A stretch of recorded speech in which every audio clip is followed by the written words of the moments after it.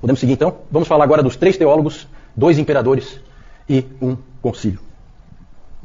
O nosso foco agora, gente, ele passa a ser em torno da cidade de Constantinopla, no quarto século. Em 325 nós tivemos o concílio de Niceia. 5 anos depois, o imperador Constantino funda a cidade de Constantinopla. 5 anos depois, tá? Ele funda a cidade de Constantinopla, fez para ele, né, a cidade. Na verdade, a cidade já existia, era Bizâncio, mas ele construiu uma nova cidade, digna de um imperador, e aquela cidade passa a ser a cidade mais importante. Até mais importante do que a própria Roma, certo? Porque, afinal de contas, o imperador está lá, e todo o poder, o centro de poder é lá. E ali em torno, então, isso já é no Oriente, isso é na Ásia. Então, ela sai da Europa e vem para a Ásia.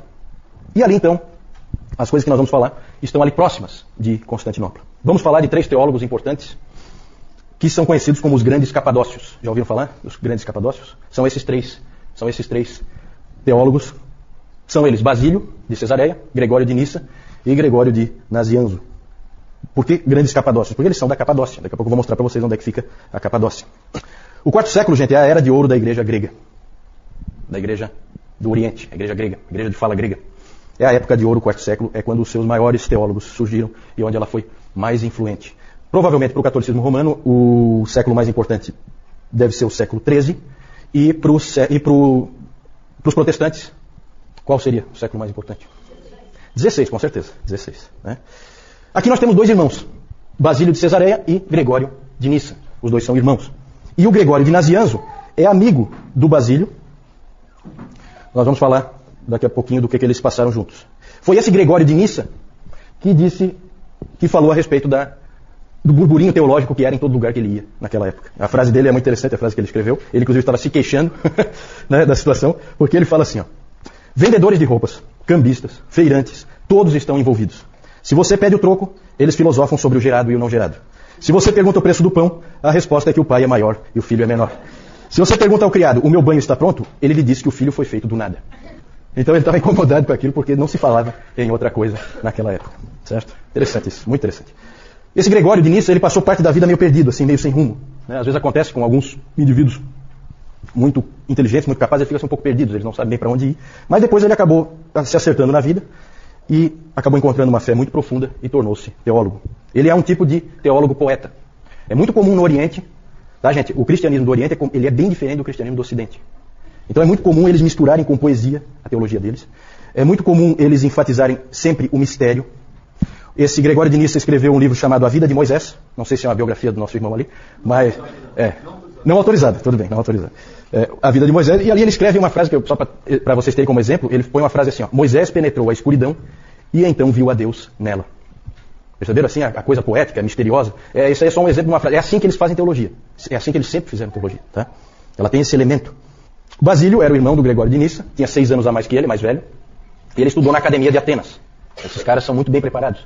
O Basílio de Cesareia estudou na Academia de Atenas e lá ele conheceu um sujeito que passou a ser um colega para a vida toda dele, que é o Gregório de Nazianzo. Os 2 estudaram juntos na Academia de Atenas e depois foram monges juntos no deserto, certo? O Basílio e o Gregório. Só que eu já falei que os monges lá do Oriente, eles são os monges estranhos. Eles saem, eles se isolam para depois voltar. E foi isso que eles fizeram mesmo, tá? E o Basílio, eu já falei do Basílio, vocês provavelmente não lembram, quando nós falamos do monasticismo, o Basílio, ele apoiou o modelo de monasticismo do Pacômio, que era o de pequenos grupos da vida comum. Ele apoiou e foi ele que falou aquela coisa assim, que você tem que ter alguém com quem expressar a tua humildade. Ele falou que para Jesus Cristo lavar os pés, ele não podia ser os pés dele, tinha que ser os pés de outra pessoa. Foi o Basílio que disse isso. E o Basílio é famoso por ter criado a regra do monasticismo do Oriente. Certo? Não o monasticismo do Ocidente, porque no monasticismo do Ocidente, quem criou a regra? Benedito de Núrcia, exatamente. Certo? Quem copiou quem? Bom, como o Benedito está longe de nascer aí ainda, então eu acho que o Benedito é que copiou o Basílio. Tá? Basílio e Gregório tinham também uma irmã mais velha, chamada Macrina. Ela influenciou profundamente esses 2 rapazes na fé. E o Gregório de Nissa, irmão do Basílio, escreveu mais tarde um livro, A Vida de Macrina, em que ele conta, então, a história dessa Macrina. Macrina fundou vários mosteiros para mulheres. Ela era uma freira, né? uma monja, se é que se pode dizer assim, uma freira. E ela fundou mosteiros e escreveu livros. Ela também escrevia teologia já nessa época. Pode passar, vamos ver algumas ênfases dos capadócios. Primeira coisa, o mistério da divindade. Eles insistiram muito no seguinte ponto. Niceia deu um rumo, definiu mais ou menos o balizamento do que se deve crer. Mas não esgotou de maneira nenhuma a verdade. Tanto que a gente lê ali, gerado, não criado. O que quer dizer isso? Não quer dizer nada, na verdade. Né? Na verdade, é muito mais um balizamento para você não cair em heresias do que uma definição. Por quê? Porque eles deixaram claro, não dá para você entender a Deus. O mistério deve ser mantido. Isso sempre caracterizou a Igreja do Oriente. É comum a Igreja do Oriente se referir à Igreja do Ocidente de uma maneira não muito elogiosa, em que eles dizem assim, né, que o problema do Ocidente é que os ocidentais pensam demais. Mais do que deveriam. Definem as coisas muito além. Eles deveriam parar aqui e não param. Eles vão além e aí eles acabam errando. É claro que é interessante. Eu acho sempre assim, gente. A gente precisa, aquilo que eu falei no nosso primeiro encontro, a gente precisa separar o bom do ruim e a gente precisa aprender um pouquinho de cada coisa, sabe? Será que eles estão tão errados assim? Claro que não. Eu acho que a gente precisa ter o respeito. Eu acho que a gente precisa lembrar daquilo que Deus disse para Moisés e que ele tinha que tirar as sandálias porque o terreno onde ele estava pisando era santo. Eu acho que isso é importante. É muito fácil um teólogo começar a achar que tem uma mente tão brilhante que ele vai conseguir definir tudo e a gente sabe que ele não define nada e facilmente ele acaba caindo em heresias. Pode seguir? Outra ênfase dos capadócios. Eles são, gente, quando a gente for pensar na pessoa do Espírito Santo, quem é o Espírito Santo? Todo mundo já viu que existe uma série de livros sobre o Espírito Santo, porque não é muito fácil, às vezes, da gente entender a pessoa do Espírito Santo. Os primeiros a trabalharem essa questão do Espírito Santo foram os capadócios, certo? Eles trabalharam a questão da divindade do Espírito Santo. Tinha sido trabalhado já a divindade de Jesus Cristo, e agora, então, eles investiram na questão do Espírito Santo. Basílio escreveu um livro, cujo título é Sobre o Espírito Santo. Certo? Ali ele definiu muita coisa. Os escritos dos capadócios prepararam o terreno para que o concílio de Constantinopla definisse completamente, desse fecho, né, para a Trindade como a gente crê hoje. Pode seguir a próxima contribuição deles? Passou duas aí, né? A completa humanidade de Jesus. Atanásio tinha definido que Jesus Cristo era totalmente Deus. Eles deram um contraponto, forçando, deixando claro que ele é completamente homem também. Isso foi importante para depois para o concílio de Calcedônia, que nós vamos falar mais para frente. Gregório de Nazianzo escreveu o seguinte: aquilo que ele não assumiu, ele não curou. O que ele quis dizer com isso? Se Jesus Cristo não foi um homem, ele não nos salvou. E engraçado que o Atanásio tinha escrito, sobre a encarnação do Verbo, ele tinha escrito que se Jesus Cristo não é Deus, nós não estamos salvos. Então, percebem aí, começa a ver a coisa começa a ir na direção das duas naturezas de Cristo. Isso aí vai gerar um problema seríssimo na igreja um pouquinho mais tarde. Mas os pais capadócios ajudam nesse debate. Pode seguir? E outra marca importante deles é o cuidado dos necessitados. Nisso aí nós temos que lembrar sempre de Basílio. Basílio é conhecido como Basílio o Grande. Na história, gente, um monte de gente é o Grande. Certo? O Constantino o Grande. O Papa Leão I o Grande. Gregório o Grande. Certo? Um monte de gente é o Grande. Quem deu esse nome o Grande? Quem? Eles mesmos? Não, né? Os historiadores, né? Os historiadores dizem, não, esse aqui é o Grande. Basílio foi diferente. Ele era chamado de Basílio o Grande pelos pobres e necessitados. Porque eles diziam, esse é um grande homem. O Basílio, ele fez muito, mas muito mesmo, pelos necessitados de Cesareia, onde ele era bispo. Ele foi bispo de Cesareia. Ele fundou hospitais, orfanatos e abrigos para as pessoas necessitadas. Ali com Basílio começa essa coisa que a igreja sempre teve de investir nesse tipo de instituição, né? Hospitais, orfanatos, amparar os necessitados, amparar os que precisam. Houve tempo em que o Estado não fazia absolutamente nada nesse sentido, quem fazia era a igreja. Hoje a maioria das igrejas faz pouco isso, porque o Estado já ampara os necessitados normalmente, e aí a gente acabou perdendo uma bela oportunidade de testemunho em função disso. Pode seguir? Só lembrando que o Gregório de Nazianzo escreveu um livro sobre o amor aos pobres. É impressionante, gente, como esse pessoal escrevia livros, tá? A produção literária deles é uma coisa que realmente assombra. Eu não sei, e vocês imaginam como eles escreviam, né? Não tem a canetinha Bic, muito menos um processador de texto, uma coisa assim, né? Não era fácil, mas eles produzem muito. Sobre o amor aos pobres, o livro do Gregório de Nazianzo. Então esses eram os capadócios, vejam que eram homens importantíssimos, foram importantíssimos na história da igreja, marcaram muitas posições que depois foram usadas por outros. É sempre assim, tá? A história da igreja é sempre assim. Um constrói em cima do que o outro já estabeleceu. Pode ver que isso é bem claro. Vamos falar, e agora essa parte eu não vou gostar muito não. Essa parte aí eu até tinha pensado em tirar, mas sou obrigado a falar, não tem jeito. O momento histórico aí existe. Vamos falar dos dois imperadores. Esse primeiro mesmo eu queria ter riscado, eu não queria falar dele. Mas pode passar, vamos lá, vamos falar dele. Não tem jeito. Esse cara aí, ele dá uma raiva. Tem gente que está descontando lá. Tem gente feliz. A vingança é um prato que se come frio, né? Mas esse aí eu acho que é o único imperador em que nunca se diz o nome dele sem falar sem falar um qualificativo. Né? De todos os imperadores, é o único que nunca é dito o nome dele sem falar o qualificativo, é esse aí. Certo? Sempre o nome dele é dito, Juliano, o Apóstata. Sempre. Tá? Isso aí não é muito bom. Vamos falar então desse Juliano aí, é interessante o que aconteceu.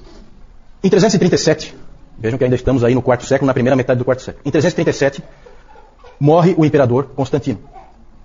Constantino tem 3 filhos. Qual deles quer ser imperador? Quem? Qual deles quer ser imperador?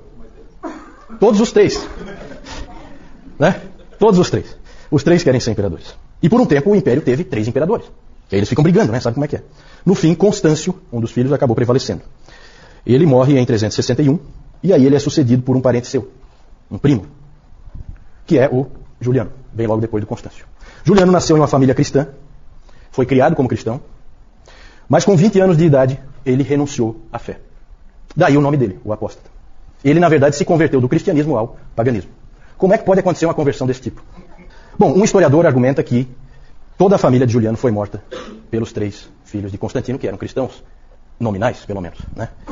Porque na briga pelo trono, a família do Juliano tinha também uma certa possibilidade de reclamar o trono, e então a família toda foi dizimada pelos 3 filhos do Constantino.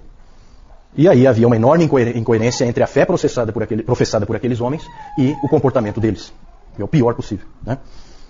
Nós falamos já do problema que é a entrada do Império Romano na igreja, que aí virou realmente essa coisa de nominalismo, né? Cristãos nominais. E o importante, para a gente não ficar aí chateado de que os cristãos fizeram uma barbaridade dessa, dizimaram a família dele toda, o que se sabe é que Juliano só não foi morto porque um grupo de cristãos, aí é o contraponto, preservou a vida do pequeno menino para que ele não fosse morto. Ele depois, quando ele assumiu então o Império em 361, ele fez absolutamente de tudo para varrer o cristianismo do mapa.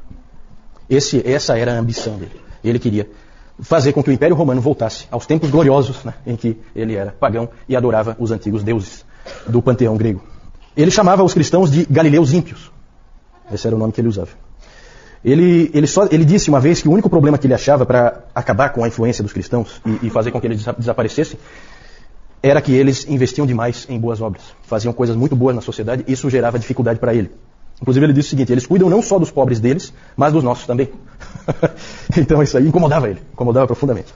Vejam a igreja sempre testemunhando, né, no cuidado dos pobres e necessitados.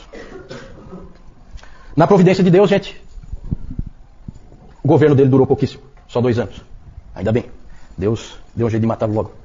Né? Ele só reinou 2 anos. Morreu em batalha contra os persas. Lembra que eu já falei que os persas eram uma grande ameaça, os grandes inimigos no Oriente, né, do Império Romano. Por isso que a capital foi para Constantinopla, né, foi para o Oriente, porque os persas estavam logo ali.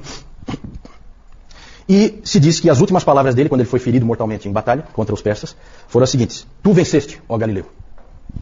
E de fato o Galileu tinha vencido. Né? Quem é Juliano para afrontar o Senhor Jesus Cristo? Depois disso, com a morte de Juliano, o Império voltou a proteger o cristianismo, tudo voltou a ser como era antes. Por isso que ele é tão marcante, porque é só ele tentou fazer isso, mais ninguém. Depois já voltou tudo ao que era antes com Constantino. Precisamos falar ainda, pode passar, de um outro imperador dessa época. Houve mais imperadores, tá? É que esses aí são marcantes. Esse Teodósio, ele é muito importante pelo seguinte. Ele se tornou imperador em 379, e a grande mudança que ele introduziu é que ele tornou o cristianismo a religião oficial do Império Romano. Isso Constantino não tinha feito. Ele apoiou o cristianismo e tal, mas não era a religião oficial do Império. O Teodósio colocou como religião oficial do Império. O que isso implica? Implica em perseguição a todos os outros. Porque o Império só vai aceitar esta religião daqui para frente. Então, gente, olha que interessante. Começa a haver perseguição aos pagãos. Os templos pagãos começaram a ser destruídos. O Teodósio botou abaixo mesmo. E ele também estabeleceu leis contra heresias. Porque não é só que você tem que ser cristão para viver no Império. Você tem que ser cristão ortodoxo. Se você tiver uma heresia lá, você crê em alguma coisa que não seja da ortodoxia, também é punido. Certo? E aí começa uma coisa que ficou conhecida como a cristandade. Já ouviram falar da cristandade? O que é a cristandade? Estado e igreja unidos. Uma coisa só. Andando juntos. Isso aí, gente, durou até a Reforma. E depois da Reforma ainda. Igreja e Estado andando juntos. Começou aí com o Teodósio. Teodósio, na verdade, ao tentar proteger o cristianismo, fez muito mais mal a ele do que o Juliano tinha feito. Certo? Essa aqui é a verdade. Pode passar? E por fim, nós falamos 3 teólogos, 2 imperadores e um concílio. Tudo isso aí no 4º século. Vejam só, prestem atenção no 4º século. Como é que começou o 4º século? Em 303, começa a pior perseguição que já houve contra os cristãos. Como é que termina o quarto século? O cristianismo é a religião oficial do Império Romano. Impressionante, né? É revolucionário esse quarto século. É uma coisa impressionante. O segundo concílio ecumênico, segundo é o concílio de Constantinopla, aqui nós estamos terminando o quarto século, né? Já estamos no ano 381, foi convocado pelo imperador Teodósio, esse concílio, e o principal tema foi a divindade do Espírito Santo. Lá foi feita a amarração final do credo niceno, porque o credo niceno falava do Pai, falava do Filho, e daí só citava o Espírito Santo sem qualificar nada. Aí, em Constantinopla, houve a qualificação e o Espírito Santo foi considerado homoousios, com o Pai e o Filho. Certo? Vocês que já estão aí feras em grego, vocês sabem o que isso significa. De mesma substância que o Pai e o Filho. Na verdade, o que nós hoje chamamos de credo niceno já é a versão modificada de Constantinopla. Certo? Então, quando se fala, o credo niceno já é a versão de Constantinopla, porque ali houve, na verdade, um acerto. Ok, podemos seguir? Aqui vou mostrar para vocês, então, Capadócia, na Ásia Menor. Ásia Menor é essa ponta aqui, né, da Ásia. Aqui é a Capadócia. Onde está Constantinopla? Constantinopla sempre é uma ponta, né? É a ligação Ásia e Europa. Ali existe uma ponta em que a Ásia e a Europa se ligam, né? Por isso que é estratégico. Você fica ali e você protege toda a Europa de quem vem daqui, certo? Que seriam os persas, né? Os persas vêm, acho que daqui, né? Isso. Pode passar? Aí os teólogos, Basílio, Gregório de Nissa, os dois são irmãos, Basílio 6 anos mais velho que o Gregório, e o Gregório de Nazianzo, amigo do Basílio. Pode passar? Os dois imperadores aí, o feioso lá, Juliano o Apóstata, e o mais feio ainda, Teodósio I. Né? São os dois imperadores importantes aí, além de Constantino, é claro, no quarto século. Pode passar? Aí só para mostrar para vocês Constantinopla. Aqui é o Estreito de Bósforo, né? Para lá é o Mar Negro, e aqui é o Mar Mediterrâneo. O Estreito de Bósforo liga os dois, e aqui fica Constantinopla. Lá tem um mapa, lá mostra vários muros de proteção. Vários muros. Cada imperador que assumia lá construía mais um muro, né? Porque o muro dá uma certa vantagem na hora de uma guerra, né? E então vocês veem aqui como é próximo. Aqui é Europa e aqui é Ásia, né? Certo? Pode passar?